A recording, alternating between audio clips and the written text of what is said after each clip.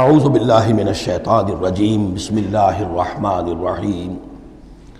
وَيَقُولُ الْإِنسَانُ وَإِذَا مَا مِتُّ لَسَوْفَ أُخْرَجُ حَيًّا، اور یہ انسان کہتا ہے حیران ہو کر، کیا میں جب مر جاؤں گا تو پھر مجھے زندہ کر کے اٹھا لیا جائے گا؟ یعنی یہ وہ لوگ ان میں سے کہ جو بعث بعد الموت کے منکر تھے۔ میں نے بارہا آپ کو بتایا کہ اکثر و بیشتر تو وہ مانتے تھے، لیکن وہ کہتے تھے کہ وہاں ہمیں چھڑانے والے ہیں، ہمارے شفعاء ہیں، ہؤلاء شفعاؤنا عند اللہ۔ تو بعث بعد الموت کے وہ منکر نہیں تھے، لیکن ایک طبقہ ان میں ایسے لوگوں کا بھی تھا۔ اب یہ ان کی بات ہو رہی ہے۔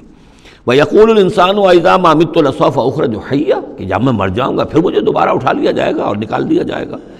أَوَلَا يَذْكُرُ الْإِنسَانُ، تو کیا اس انسان کو یہ یاد نہیں ہے، أَنَّا خَلَقْنَاهُ مِن قَبْلُ وَلَمْ يَكُ شَيْئًا، کہ وہ کچھ بھی نہیں تھا اور ہم نے اسے پیدا کیا ہے۔ تو کیا مشکل ہے ہمارے لیے دوبارہ اس کو پیدا کر دینا؟ کیا تھا وہ پہلے، اس کی کیا حقیقت تھی؟ یعنی جہاں سے ہم اپنے آپ کو جانتے ہیں وہ بھی ظاہر بات ہے کہ ایک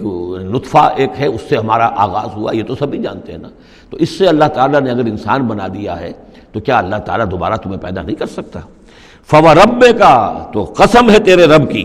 لَنَحْشُرَنَّهُمْ وَالشَّيَاطِينَ، ہم جمع کریں گے ان سب کو بھی اور تمام شیطانوں کو، ثُمَّ لَنُحْضِرَنَّهُمْ حَوْلَ جَهَنَّمَ جِثِيًّا، اور پھر ہم سب کو جمع کر لیں گے جہنم کے گرد کہ یہ اپنے گھٹنوں کے بل گرے ہوئے ہوں گے۔ ثُمَّ لَنَنزِعَنَّ مِن كُلِّ شِيَّةٍ أَيُّهُمْ أَشَدُّ عَلَى الرَّحْمَٰنِ عِتِيًّا، پھر ہم ہر گروہ میں سے، ہر قوم میں سے پھر نکالیں گے کون ہیں وہ جو سب سے زیادہ اکڑنے والے تھے رحمان کے مقابلے میں۔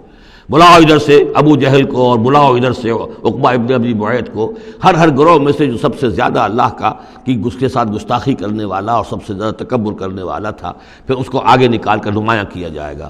ثم لنحن عالم بالذین هم اولی بها صلیہ، پھر ہم خوب جانتے ہیں ان لوگوں کو کہ جو بہت زیادہ قابل ہوں گے اور سب سے پہلے داخل ہونے والے ہوں گے اس جہنم کے اندر۔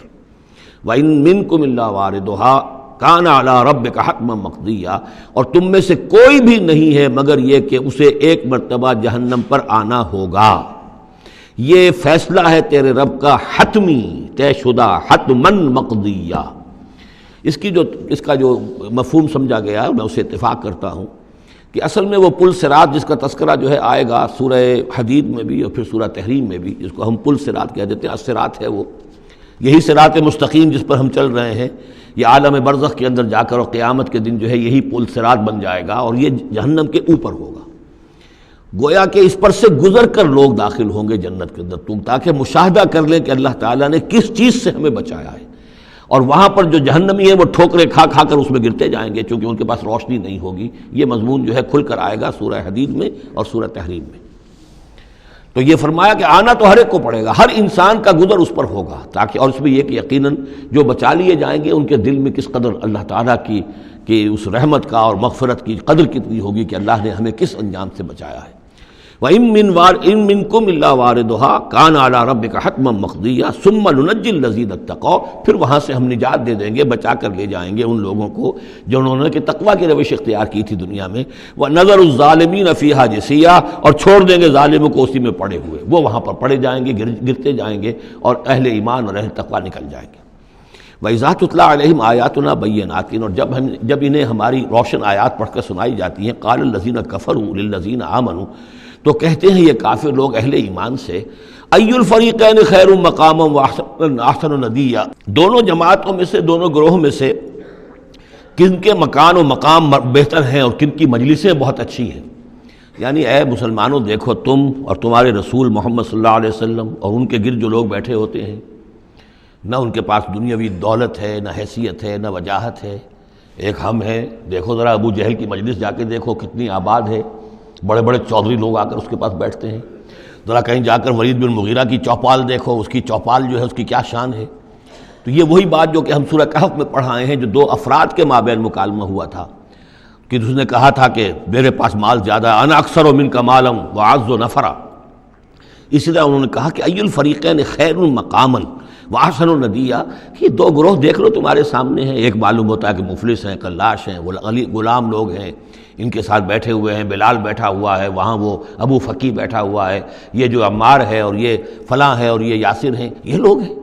ادھر جا کر دیکھو وہ کتنی سج دھج کے ساتھ، شان و شوکت کے ساتھ ان کی محفلیں ہیں، کیا کچھ ساز و سامان ہے، کیسے قالین بچھے ہوئے ہیں۔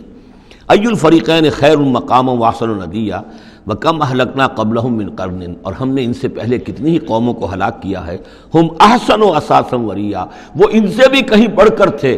اپنے اساس البیت، اساس جس کو ہم اثاثہ کہتے ہیں، ساز و سامان میں اور نام و نمود میں، شان و شوکت میں، ریا، ان کی شان و شوکت ان سے بھی کہیں بڑھ کر تھی، اور وہ ہلاک ہوئے۔ قوم عاد اور قوم سمود یہ سب کا، اور قوم شعیب۔ قل من کان فی الضلالۃ فلیمدد لہ الرحمن مدا، اے نبی ان سے کہہ دیجئے جو شخص بھی ضلالت میں، گمراہی میں ہے، تو اللہ کا یہ طریقہ ہے، قاعدہ ہے کہ اللہ تعالیٰ اسے پھر اور ڈھیل دیتا ہے، رسی دراز کرتا ہے، اس کو اور نعمتیں دے دیتا ہے۔ حتیٰ اذا رأوا ما یوعدون، یہاں تک کہ جب اچانک وہ وقت آ جائے گا کہ جس کے ان کو دھمکی دی جا رہی ہے، اما العذاب و اما الساعہ، یا تو دنیا میں عذاب آ جائے، عذاب ہلاکت، عذاب استحصال، یا قیامت، فسیعلمون، تب وہ جان لیں گے، من ہوا شر مکانا واضعف جندا، کہ کون ہے جو اپنے مقام اور مرتبے کے اعتبار سے بدتر ہے، اور کون ہے کہ جو لشکر اور اپنے لاؤ لشکر کے اعتبار سے کمزور تر ہے۔ اس وقت پتہ چلے گا کہ محمد زیادہ طاقتور تھے صلی اللہ علیہ وسلم، یا ابو جہل زیادہ طاقتور تھا۔ آخرت میں جا کر حقیقت کھل جائے گی۔ اس وقت تو یہ ایک سراب ہے، نظر آ رہا ہے، ایک ڈرامہ ہے، کھیل ہو رہا ہے، حقیقت جو ہوگی وہ منکشف ہو جائے گی اس دن۔ صدق اللہ العظیم۔